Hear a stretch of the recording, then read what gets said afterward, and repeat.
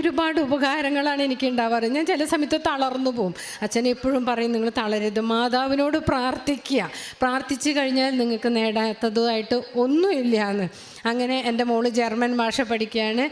എൻ്റെ മോള് വന്നിപ്പോൾ ഉടമ്പടി എടുത്തു, അവളുടെ കല്യാണം കഴിഞ്ഞു. ഈ വർഷം അവസാനത്തോടു കൂടി എൻ്റെ മോള് ജർമ്മനിക്ക് പോവുകയാണ്. പിന്നെ ഇവിടെ നിന്ന് കൊണ്ടുപോയ വസ്തുക്കളിൽ നമ്മൾ ഉപ്പ് ഞാൻ ഹസ്ബൻഡ് അറിയാതെ തന്നെ ചോറിലിട്ട് കൊടുക്കും. 25 വർഷമായി, 29ാമത്തെ വർഷമാണ് എൻ്റെ കല്യാണം കഴിഞ്ഞിട്ട്. 25 വർഷമായിട്ടും ഹസ്ബൻഡ് ഗൾഫിലാണ്. വെക്കേഷന് വരുമ്പോൾ എന്താണ് വീട്ടിലെ അവസ്ഥ എന്ന് ചോദിച്ചാൽ പറയാൻ പറ്റില്ല.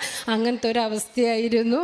ഞാൻ ഇവിടെ വന്ന് ഉടമ്പടി എടുത്തതിന് ശേഷം ഹസ്ബൻഡ് ലീവിന് വരുമ്പോൾ അങ്ങനെ ഉപ്പിട്ടിട്ട് ഭക്ഷണത്തിൽ കൊടുത്തിട്ട് ഇന്ന് ഒരു പക്ഷേ ഞാൻ പറയാം ഏറ്റവും സമാധാനവും സന്തോഷമുള്ളൊരു കുടുംബമാണ് എൻ്റെ കുടുംബമാക്കിയിട്ട് അമ്മ മാതാവ് ഞങ്ങളെ അങ്ങനെ അനുഗ്രഹിച്ചു. പിന്നെ